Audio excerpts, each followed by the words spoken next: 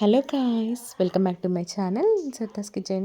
మన కిచెన్లో ఈరోజు ఒక మంచి విషయాన్ని అయితే మీతో షేర్ చేసుకోబోతున్నానండి. మేమైతే ఈ మధ్య భద్రాచలం దగ్గర లక్ష్మీ నరసింహస్వామి టెంపుల్కి అయితే వెళ్ళామండి. ఇది భద్రాచలంకి కొంచెం పక్కనే ఉంటుంది, దగ్గరలోనే ఉంటుందండి. మనం చక్కగా నడుచుకుంటూ కూడా వెళ్ళిపోవచ్చు. కోరిన కోరికలు తీర్చే కల్పవృక్ష లక్ష్మీ నరసింహస్వామి సాలగ్రామ ఆశ్రమం అండి ఇది. ఇక్కడైతే మనము ధర్మబద్ధమైన కోరికలు కోరుకొని ఇక్కడ ముగ్గు కట్టుకున్నామంటే మనకి 45 రోజుల్లోనే మన కోరిక అనేది చక్కగా నెరవేరుతుందనేది ఇక్కడ ఒక ప్రత్యేకమైన పూజలు కూడా ఉంటాయండి. ఇలాగే కళ్యాణం, అలాగే సంతానం, అలాగే ఉద్యోగం, ఇలాంటి ఎలాంటి కోరికలైనా సరేనండి ఇక్కడ నెరవేరుతాయి అనేది ఇక్కడ ప్రత్యేకంగా పూజలు అయితే జరుగుతాయండి. అమావాస్యకి, పౌర్ణమికి ప్రత్యేకమైన పూజలు జరుగుతాయి. ఇక్కడ మేమైతే మా ఫ్యామిలీతో వచ్చేసి అందరం మా కోరికలు చెప్పుకొని ఇక్కడ ముడుపులు కట్టుకొని అయితే వెళ్ళాము. ఇక్కడికి రాగానే మన కోరికను అడుగుతారండి. అడిగి మనకి ఇలా ముడుపు, అలాగే ఒక మంత్రం అయితే ఇస్తారండి. అది ఎన్ని ప్రదక్షిణాలు చేయాలో కూడా మనకి ఇక్కడ చెప్తారు. ఇక్కడ లోపలికి రాగానే ఇక్కడ అయ్యగారు కూర్చోబెడతారండి.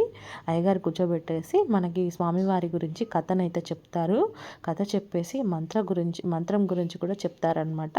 ఎన్ని ప్రదక్షిణాలు చేసుకోవాలి ఏంటి అనేది చెప్తారనమాట. ఇక్కడ నుంచి మనము ఇలా లోపలికి వెళ్ళాలి. ఇలా లోపలికి వెళ్ళిన తర్వాత ఇక్కడ మనము మండపం చుట్టూ ఇలా ప్రదక్షిణాలు చేసుకోవాలండి. మంత్రం ఇస్తారు కదా, ఆ మంత్రం మనకి స్లిప్ మీద ఉంటుంది. అది ఎన్నిసార్లు చదువుకోవాలి, ఎన్ని ప్రదక్షిణాలు అనేది కూడా ఉంటుంది. అంటే ముందుగానే మన కోరికను అడుగుతారండి. మన కోరికను అడిగి కోరికను బట్టి మనకి రిసిప్ట్ ఇస్తారు.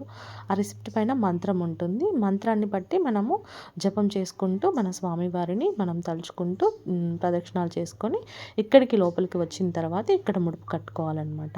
చాలా బాగా అనిపించిందండి. ఇక్కడైతే ఎలాంటి కోరికలైనా సరే నెరవేరుతాయి అనేది ఇక్కడ అందరి నమ్మకం. చాలామంది వస్తారండి.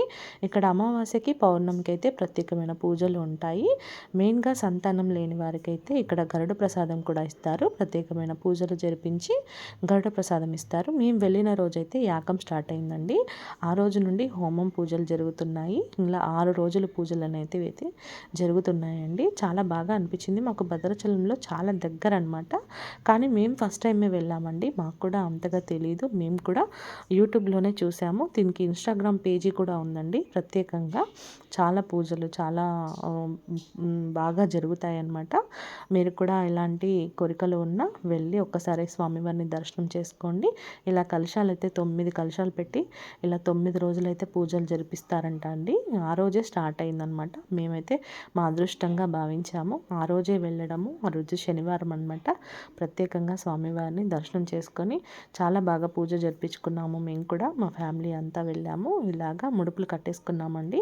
నాకైతే 32 ప్రదక్షిణాలు చెప్పారు. అలాగే ఒక మంత్రం కూడా ఇచ్చారనమాట. ఆ మంత్రం చదువుకొని ఇలా 32 ప్రదక్షిణాలు చేసేసి మన కోరికలు చెప్పుకొని ఇక్కడ ముడుపు కట్టేసుకుంటున్నాం. ఇది అయిపోయిన తర్వాత మనకి ఇక్కడ అన్నదాన ప్రసాదం కూడా పెడుతున్నారండి. ఇక్కడే అన్నదానం కూడా చేశారు. చక్కగా మేము కూడా అన్నప్రసాదం తీసుకొని మేమైతే రిటర్న్ భద్రాచలం బయలుదేరామండి. భద్రాచలం గోదావరికి వెళ్ళి అక్కడ కూడా స్వామివారిని దర్శనం చేసుకొని ఆ రోజు కూడా గంగా హారతి ఇచ్చారండి.